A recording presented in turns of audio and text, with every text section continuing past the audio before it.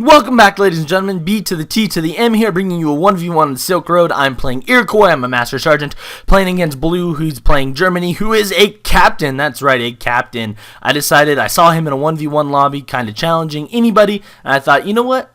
I see a lot of other Age of Empires 3 players out there doing some good stuff, and for the most part, I'm not playing as many high-ranked games as they are, so why not YOLO, GG YOLO, GG YOLO swag. Let's get on this high-ranked game. So right away, as you can see here, I start off with 3 wood crates, which is kind of nice, but it's completely helpless to me, because normally with Iroquois, what the strategy I like to employ is I use the wood crates to build a trading post, but because it's Silk Road and I can't really build any trading posts, there was really no need for me to gather the wood crates beyond getting enough to get the hunting dogs upgrade, and that is, of course, because I'm going to use my starting travois to build a longhouse, not a blockhouse, as I said in my previous video many wrong times, but I'm going to use my travois to build a longhouse. So I'm going to hold on to that wood. I'm going to build a second. My thought immediately was I'm going to build a second war hut when I hit the colonial age. My thought is, you know what, I have this extra wood. I'll go with a double war hut spam. In the colonial age, I'll use one for my travois from aging, one another way,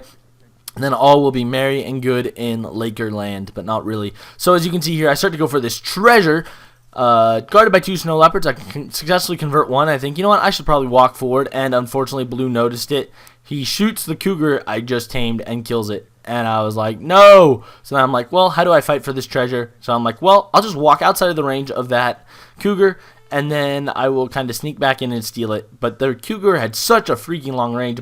When I say cougar, I believe I mean snow leopard, as you can see there. So the snow leopard had a really long range. So I was like, well, I'm going to kind of sulk around here on the outside because I really want the 80 food to make my age up faster. I will be aging up, by the way, with 15 villagers, 3 from my town center. Notice here I actually went to my town center and selected my deck before the ping reminded me. So for me, that was pretty good. I also built my longhouse before I ran out of population, which again, for me, it's the small things in life that count. I tend to forget to do both of those things, and here almost instantly I get the 3 villagers. I lose a few nanoseconds probably, but it wasn't as bad as it usually is, where like my meter's halfway filled up to the next level and I'm sending my first home city shipment. But either way, as you can see here, I've come back to get my 80 food because I really want that. I want to age up fast, and already at this point I'm thinking, okay, he's a better player. And as you guys know from previous videos, I'm a chess player. I love chess. Chess is what I do. I was once a professional chess player, so I'm more of a sit and think kind of guy. So in Age of Empires 3, I exemplify that a lot. I like to think. My thought here, as I noticed the derp hurting, was he's playing German. He's either going to go with a double barracks crossbow X-Men rush. He's either going to go Ulan, or he's going to age to the Fortress Age and either use mercenaries or just Fortress Age shipments in general. So how do I counter that? And I decided I need to do a really fast rush, and part of that was the reason why I was saving those 3 wood crates by my town center for getting to the colonial age to build a war hut. But either way, so my thought is, you know, alright, I'm going to have to scout, I'm going to have to get some pressure on him early, and I need to age even faster than I normally do. So that's why I went with the 80 food. And you guys have never seen me really do an all-in rush, but I will do an all-in rush today. As you can see here, I'm going to be waiting to age up as fast as possible. I got a food treasure to give me a few more milliseconds, and even once I age, I'm going to send I'm going to send unit shipments, which for me is like, what? BTM doesn't send unit shipments. He sends economic upgrades because they're fabulous, but not really. I'm actually going to use unit shipments. It's so exciting. Like, I'm actually going to rush this guy, and part of it's because I'm scared the crap out of him. I know, oh man, he's a captain. I've never beat a captain level person in rush. I beat them in treaty, but I've never beat them in rush. So it's like this mystique for me. It's like, it's a captain. How do I beat him? So my thought was, well, I'm going to have to be super fast, super aggressive, because in chess, as I was saying before I sidetracked myself, is when you're playing somebody better than you, you are super aggressive. You get the tempo and you try to force them to react to you. You don't let them do their thing. When you're the better player, you try to kind of draw them out. You play a slow, measured game, and you force the other person to make mistakes. And with that in mind, I'm already thinking, all right, we're going to have to get the ball rolling. Now, I'm in the colonial age of 4 minutes solid. I got 1 war hut being built, the second about to be built by the travois. I'm going to send my forward shipment spot to my war hut. I'm going to use the big button upgrade as soon as I have 500 food. And then I will send some unit shipments to my forward war huts. Now, as you can see, I'm scouting out his town. I notice immediately that there's a ton of villagers on the mine. I click on the mine to see how much it's gone. He doesn't have the 300 gold yet. He needs to age up. So I know, okay, not the end of the world just yet, but I'm soon going to be in some trouble. And then, as you can see there, I select the big button upgrade for my home city, and I ship it to my forward war hut. Not to mention I'm going to be getting the shipment soon. Unfortunately, I didn't realize that that kind of overpopped me a bit, but whatever. I don't care. I'm clicking here. Yes, I can make it. Nope, I can't. So I end up needing to make another longhouse. But as you can see here, we're going fairly all in for me. Attacking by 5 minutes is a little bit faster than I normally do. Granted, it's not as fast as I know some professional or pro level people or people who play Iroquois regularly can do. But I'm going to attribute that also to partially not having a. A trading post. I feel like that kind of screwed up my strategy because I could have had possibly another. I could have possibly had another shipment by now, and then if I had another shipment, I could have had, 8 more units attacking at the 5-minute mark, which would have been a lot better. But either way, I'm going to creep into his town. My goal here, obviously, is not to take down his town center just yet, but to kind of freak him out. And I noticed immediately he put a tower there in a very defensive position, and he runs all his villagers into his town. So I'm like, okay, he aged with 200 gold and the tower. But I also saw him gathering 300 gold, so I was kind of perplexed at this point as to what he was doing. But not the end of the world. As you can see here, though, I'm making a Yena out of my town center. It's because I have 13 villagers on food. I know I can afford to keep up a fairly consistent spam Yena. And now I'm going to kind of scout the peripherals of the map just a little bit to kind of see, all right, is there any, are there any units there I can kill? What can I do here? Now, it's very important when playing Iroquois against a German to have a good yen to tomahawk ratio. The simple fact is Germans usually go Ulan in a fairly massive number, so you are going to want to make sure you have equally appropriate amount of tomahawks in your army to discourage the Ulan from coming in and attacking. But as you can see here, I lose a villager to raiding, and now I think, wait, I should look at his deck and probably give me an inclination to a strategy. As you saw there was some lag, but in that brief second of looking at his deck, I totally noticed, and it's weird now looking back at it, I only looked at the deck for a millisecond, but while playing, I totally noticed that he had a bunch of third age shipment cards and a bunch of Ulan cards, so I was like, okay, I'm fine. And then here, which was really interesting to me, he ran all his villagers inside of his town center, and not just some of them. So I was like, okay, that's kind of peculiar, but that's fine. So I decided, you know what, I'm just going to sit here and siege his town center. I don't want him to allow him to hit the colonial age, and I'm at a point where I can keep up a fairly decent spam of units. And now he put some villagers on the other side, his settler wagons to be exact, on the other side of the town center to gather resources. But I didn't think he should have had all his villagers in his town center being idle, because then even though if I don't destroy the building, I'm still gaining precious seconds of gathering up over him. If that makes sense, kind of, maybe, perhaps not. As you can see here, though, I'm trying to desperately hard take down that town center. I know it's not wise at this point because I know I'm taking fire from the villagers inside the town center, not to mention the tower fire, plus some of the settler wagons are attacking me, but I'm like, I have to try to get down that town center. I know that if that town center stays up and they get to the fortress age, I'm in trouble. But he then sends out Minutemen, and he sends the 8 villager ship, or the 8 crossbowmen shipment, which is accompanied with some Ulan. And I know at this point, well, I'm not going to be able to bring that down that town center. I am going to lose these units, so I do backtrack out of there, trying to kill some Ulan before I do. But I'm not too stressed out because I have 8 or 9, maybe 7 more tomahawks about to pop from my forward war huts. So I'm like, well, he can't push to me because then I can just run behind my war huts and sit there happily. So I'm actually even going to creep forward and see if I can kill some things. Hopefully I've delayed his production enough. Remember, my goal here is not necessarily to win the game. Well, obviously my goal is to win. My goal wasn't to bring down the town center. It's to stall him and allow me to mass units to the point where I can defeat him. I've already forced him to burn an 8 settler shipment. I've already put him behind, I think, in his plan if he was trying to go straight to the fortress. Now, I am in a little bit of a disadvantage at this point. As you can see, my score is significantly lower, almost, 30% lower comparatively, because he's got a 24 point lead on me, and I only have 60 points, so that's like a 33% bigger than me. So he's got, 33% bigger. He's way ahead of me somehow economically, but I've kind of kept the tempo on him, so I'm not as bad off as I could be. So I think here, well, let's raid. So I decided to kind of start creeping around. I'm like, I could go forward. Then I end up thinking, no, you know what? I'm going to go to the side. I'm going to see where his herds are, because having 2 war huts kind of gave me the ability to not have to worry about losing a war hut. If I wanted to drop forward units there and he's sieging one, I can drop them at the other. Besides, the combined fire is really, really good and very, very helpful. So I wasn't too worried about him counter pushing and destroying the war huts, although I totally think he should have. I think that would have been a much stronger play for him either way. But as you can see, I sent the 5 villager shipment to shore up my economy. At this point, he's still like ridiculously ahead of me. I think, you know what, I'm going to pop in on the side. I'm going to see if I can kill some villagers. And he's gathering from the berry bushes, but he notices me immediately because he's a good player. And he's like, well, nope, I'm getting out of there. And I'm like, great. And what I did there, actually, even though I didn't do much damage, I kind of gave him the idea that I was creeping around on the sides of the map, even though for the most part I really wasn't like that much.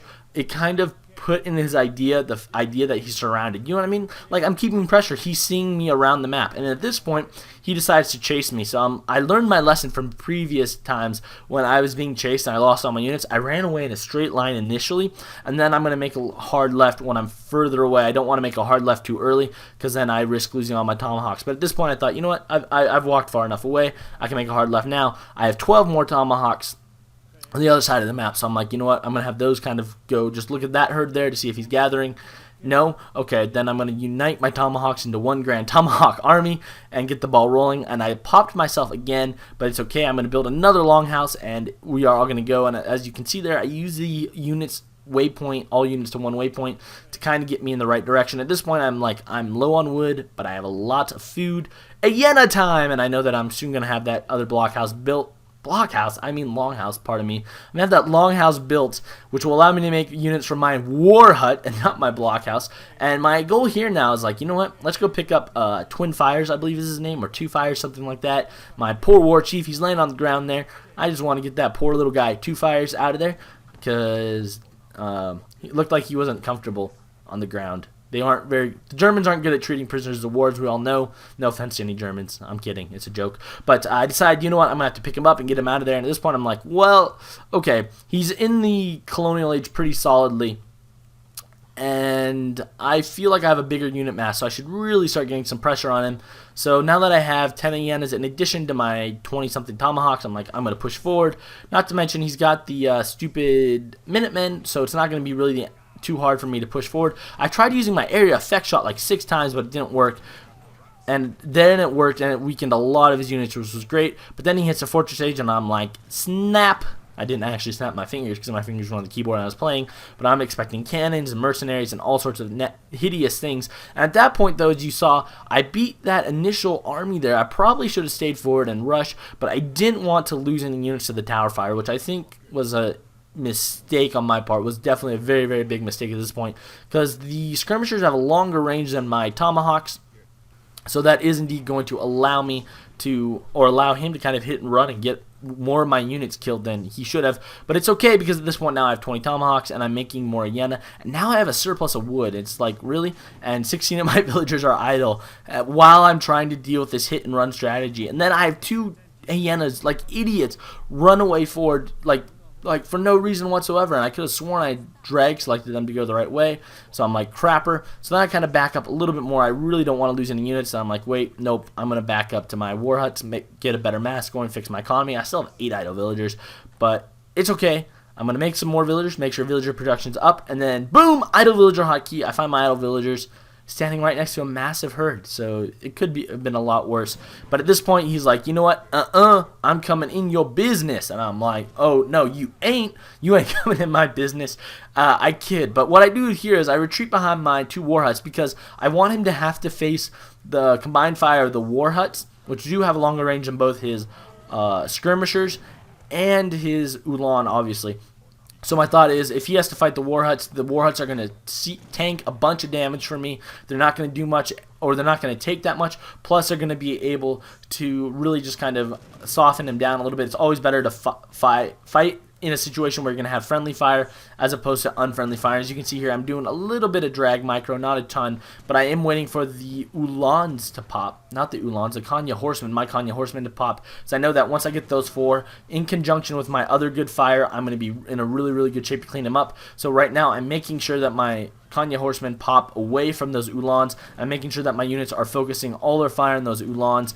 As you can see, 3 down, 4 down. Now there's only 1 left, 5 down. And now it's just all his skirmishers having to face my Kanya Horsemen. As you can see here, I run my Kanya Horsemen behind those skirmishers. That way I can get more of a drop on him. And I catch 10 more skirmishers walking forward, which I just absolutely eat up. And I was just like, yes, yes, yes. At this point, I was so thrilled that that worked.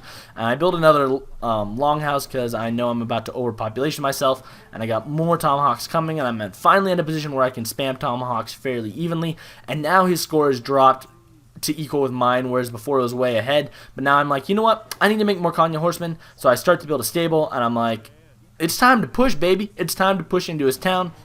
So I separate my two armies. I make the Kanye Horsemen one army. I make the Uhlans another. And I'm desperately trying to avoid the Kanye Horsemen from fighting those Uhlans because that would be a very, very bad idea. So I'm circling them around. I kind of got the drop on him there, as you can see here.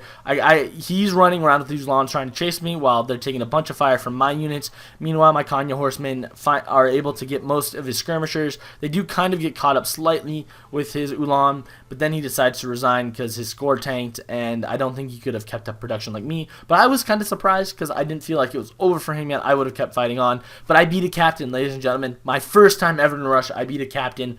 I was like, yes, yes, yes, yes, yes. Pardon my enthusiasm. But again, like I said, I'm looking around here because I'm stunned that he quit. And I look at the economy, and he had like 3 times, 4 times the unspent resources as me, which was kind of funny. It's like, you're probably not as bad off as I was resource-wise, but I had just enough to keep up production, and I was actually kind of getting my footing going again, moving forward.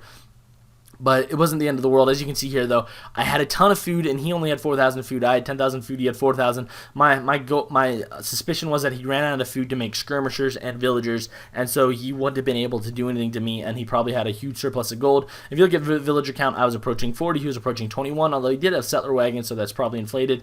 Military unit count, as you can see there, at that battle when we were equal, somebody's very, very good micromanagement of his Kanye horsemen kind of turned the tide of the game, not to mention his decision to hide behind his war huts. So there you go, ladies and gentlemen. I beat a captain one-on-one. I hope you guys enjoyed it. I don't want to sound too prideful because I was playing an overpowered civ. I hope this guy doesn't think I'm a lamer because I'm really not. I like playing other civs more than I do the overpowered ones. But still, it was a lot of fun to beat a captain. But before I go today, I do have a fun quote of the day from General Patton, who is a 4-star general in the United States Army, or maybe 5-star, but he's considered one of the most brilliant generals of all time.